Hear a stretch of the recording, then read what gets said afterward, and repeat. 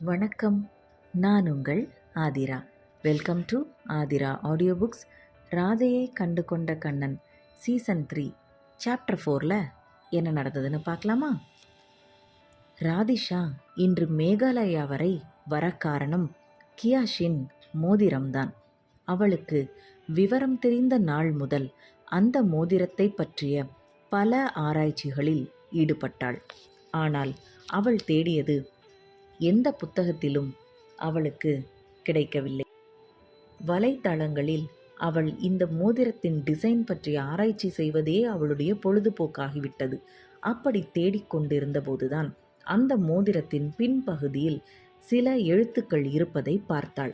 அந்த எழுத்துக்கள் எந்த நாட்டு பாஷை, என்ன எழுதியிருக்கிறது என்ற ஆராய்ச்சியில் மீண்டும் ஈடுபட்டாள். அந்த எழுத்துக்கள் மேகாலயா மாநிலத்தில் பிரபலமாக பேசப்படும் காசி மொழி என்று அறிந்த பின் ஆர்வத்துடன் அம்மொழியையும் கற்றுக்கொண்டாள். அந்த மோதிரத்தின் பின்பகுதியில் கியாஷ் என்று காசி மொழியில் பொறிக்கப்பட்டு இருந்தது. இதை வைத்துதான் மேகாலயா மாநிலத்தில் இருந்துதான் கியாஷ் வந்திருக்க வேண்டும் என்று முடிவு செய்தாள் ராதிஷா. அவனது பூர்வீகம் நிச்சயம் அம்மாநிலத்தில்தான் ஆரம்பித்திருக்கும். அவன் இங்கே இருப்பதற்கான வாய்ப்பு அதிகமாக தோன்றியது ராதிஷாவிற்கு. ராதிஷா, உன்னோட கியாஷ் கண்டிப்பா கிடைத்து விடுவார். நீ இவ்வளவு உறுதியோடு நம்பிக்கையோடு அவரை தேடும்போது அவர் நிச்சயம் உன் முன்னாடி வந்து நிற்பார். கவலைப்படாத என்றாள் ஸ்ருதி அவளுக்கு ஆறுதல் சொல்லும் வண்ணம். என்ன, என்னை சமாதானப்படுத்துகிறாயா? எனக்கு என்னோட கியாஷை நான் கண்டுபிடித்து விடுவேன் என்று நன்றாக தெரியும். எனக்கு அதில் எந்த சந்தேகமும் இல்லை என்று ராதிஷா மிகவும் உறுதியுடன் கூறியது போல் தோன்றினாலும் அந்த கருப்பு கண்ணாடிக்குள் அவளது கண்கள் குளமாக இருந்தது. இருவரும் பேசிக்கொண்டே ஒரு வழியாக வீடு வந்து சேர்ந்தனர்.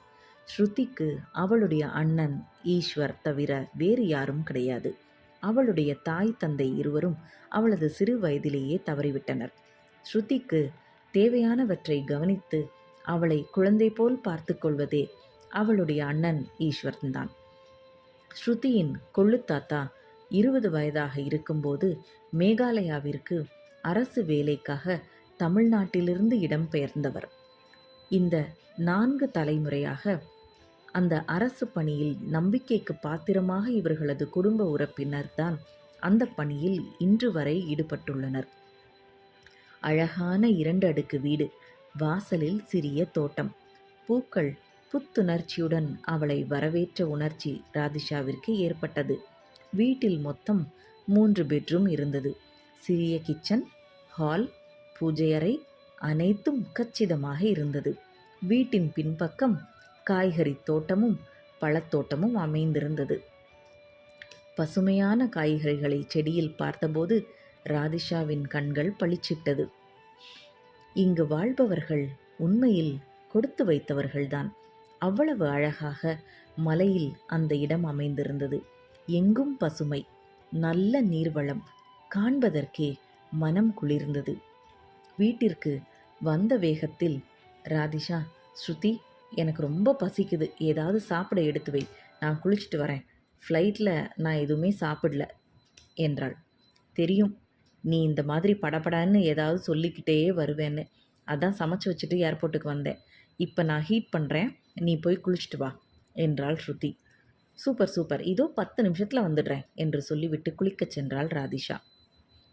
ஸ்ருதியின் மொபைல் ஃபோன் அடித்தது. அவளது அண்ணன் ஈஸ்வரனின் பெயரை திரையில் பார்த்ததும் வேகமாக ஃபோனை அட்டன் செய்தாள். ஹலோ அண்ணா என்றாள் ஸ்ருதி. ஸ்ருதி, ஏர்போர்ட் போயிட்டு வந்துட்டியா என கேட்டான் ஈஸ்வரன். ஆமாம் அண்ணா, வீட்டுக்கு வந்துட்டேன் என்றாள் ஸ்ருதி. உன்னோட ஃப்ரெண்டு ராதிஷா எங்கே ஸ்டே பண்ணுறா என கேட்டான் ஈஸ்வரன். நீங்கள் சொன்ன மாதிரியே தான் நான் கேட்டேன். ஹோட்டலில் ஸ்டே பண்ணுறது பாதுகாப்பாக இருக்காது, நான் வீட்டிலையே ஸ்டே பண்ணிக்கிறேன்னு சொல்லிட்டா என்றாள் ஸ்ருதி. Okay, good. 2 பேரும் வீட்டில் பத்திரமா இருங்க, வெளியில் எங்கேயும் என்கிட்ட சொல்லாமல் போகாதீங்க என்றான் ஈஸ்வரன். சரி அண்ணா, பை என்று ஃபோனை வைத்தாள் ஸ்ருதி. ஈஸ்வரனின் எதிர்பார்ப்பு தப்பவில்லை. ராதிஷா அவனது வீட்டிலேயே தான் தங்கப் போகிறாள். இந்த ஸ்டோரியில் அடுத்து என்ன நடந்ததுன்னு நெக்ஸ்ட் எபிசோடில் பார்க்கலாம். Bye viewers.